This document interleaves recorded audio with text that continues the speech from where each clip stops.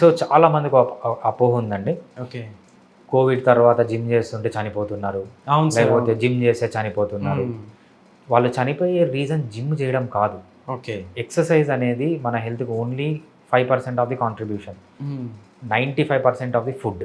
Okay. So ఏమవుతుందంటే first మనం గుర్తుపెట్టుకోవాల్సింది జిమ్ వల్ల ఎవరు చనిపోరు. జిమ్ టైంలో ఎందుకు చనిపోతారంటే ఫర్ ఎగ్జాంపుల్ మీ హార్ట్ వెసల్ ఇలా ఉంది.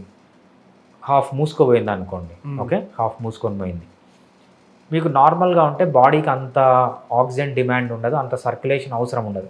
నార్మల్‌గా సర్క్యులేట్ అవుతా ఉంటుంది. జిమ్ చేసేటప్పుడు ఏమవుతుందంటే ప్రతి ఒక్క మజిల్‌కి మోర్ ఆక్సిజన్ కావాలి. మోర్ ఆక్సిజన్ కావాలి కాబట్టి మీ హార్ట్ బీట్ పెరుగుతుంది. ఓకే. హార్ట్ బీట్ పెరిగినప్పుడు మీరు ఒక పైప్ ఉంది. బాగా ఓపెన్‌గా ఉంది. దాంట్లోంచి బ్లడ్ పంపిస్తే ఏ ప్రాబ్లమ్ లేదు. సగం మూసుకొని పోయిన పైప్‌లో మీరు ప్రెషర్ పెడితే ఏమవుతుంది? అది బర్స్ట్ అవుతుంది. హ్మ్. లేకపోతే అది ప్రిసిపిటేట్ అవుతుంది. జిమ్ చేసే టైంలో హార్ట్ అటాక్ అనేది ప్రిసిపిటేట్ అవుతుంది తప్పితే, ఉన్న హార్ట్ అటాక్ బయటకొస్తుంది తప్పితే, జిమ్ చేయడం వల్ల హార్ట్ అటాక్ రాదు. మీకు ఆల్రెడీ హార్ట్‌లో బ్లడ్ వెసల్ మూసుకొని పోయింది. ఆ బ్లడ్ వెసల్ మూసుకొని పోయినప్పుడు మీరు ఇంకా ఎక్కువ బాడీకి డిమాండ్ పెంచారు. ఆక్సిజన్‌కి డిమాండ్ ఎక్కువ పెంచారు. ఆక్సిజన్ ఎక్కువ డిమాండ్‌కి హార్ట్ ఎక్కువగా స్పీడ్‌గా పంప్ చేయాలని చూస్తుంది. కాకపోతే అక్కడ ఆల్రెడీ అడ్డుపడి ఉంటుంది కాబట్టి అది ప్రిసిపిటేట్ అవుతుంది తప్పితే, జిమ్ చేసే టైంలో హార్ట్ అటాక్ ప్రిసిపిటేట్ అవుతుంది అంతే. ఓకే. అంతేగాని జిమ్ చేయడం వల్ల హార్ట్ అటాక్ జిమ్ రాదు. చేయడం వల్ల హార్ట్ అటాక్ అయితే రాదంట. ఎక్కువ కార్బోహైడ్రేట్ తినడం వల్లనే ఆ బ్లడ్ వెసల్ మూసుకొని పోయింది. మీరు తక్కువ కార్బోహైడ్రేట్ తింటూ జిమ్ చేయండి ఏ ప్రాబ్లమ్ రాదు.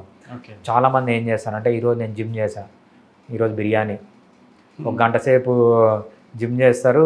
ఒక 5 బిర్యానీలు తింటారు. 2 కూల్ డ్రింకులు తాగుతారు. ఇవన్నీ వేస్ట్. మీరు లో కార్బోహైడ్రేట్ పైన ఉన్నప్పుడు మీరు జిమ్ చేయండి, రన్నింగ్ చేయండి, స్విమ్మింగ్ చేయండి, ఏదన్నా చేయండి. ఏ ప్రాబ్లమ్ రాదు.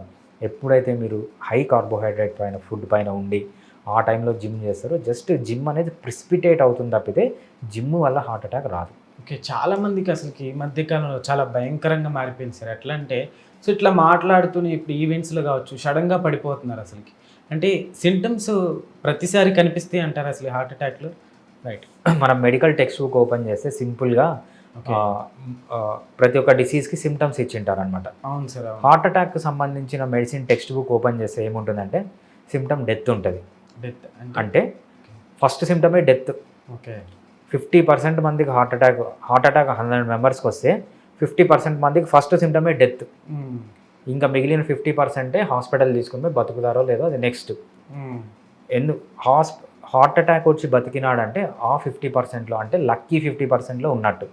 ఫస్ట్ సింప్టమ్ అనేది డెత్ అనమాట. ఇంకా మిగిలిన 50%కి ఎటువంటి సింప్టమ్స్ ఉంటాయంటే సో లెఫ్ట్ సైడ్ పెయిన్ రావడము, లేకపోతే బాగా గిడ్డినెస్ రావడము, కొంచెం వామిటింగ్ సెన్సేషన్ ఉండడము, ఓకే. కొంచెం మాక్సిమం చెమటలు ఇవన్నీ పట్టడము, ఓకే. రైట్ కొంచెం చెమటలు పట్టడము, ఇవన్నీ 50% ఆఫ్ ది పీపుల్‌కే ఉంటాయన్నమాట. ఓకే. లెఫ్ట్ సైడ్ లాగినట్టు అనిపించడం, కొంచెం వామిటింగ్, కొంతమందికి సివియర్ వామిటింగ్, కొంతమందికి నాజియా వామిటింగ్ సెన్సేషన్ ఉండడం, కొంతమందికి ఉండకపోవడం, లెఫ్ట్ సైడ్ ఏదో లాగినట్లు ఉండడం. సో లెఫ్ట్ సైడ్ పెయిన్, చెమటలు పట్టడం ఇవన్నీ మనం కామన్‌గా హార్ట్ అటాక్ సింప్టమ్స్‌లో చూస్తుంటాం.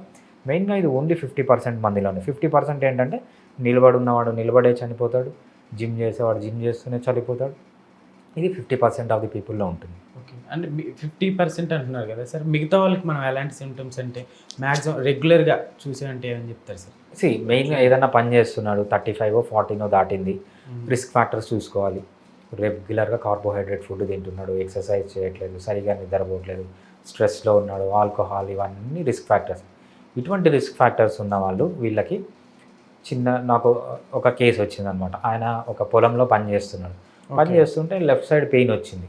సో లెఫ్ట్ సైడ్ కాదు జస్ట్ అబ్డామిన్‌లో డిస్కంఫర్ట్ అనిపించింది. డిస్కంఫర్ట్ అనిపిస్తే ఆయన ఏం చేశాడంటే చదువుకున్న అతనే మంచి హైలీ ఎడ్యుకేటెడే.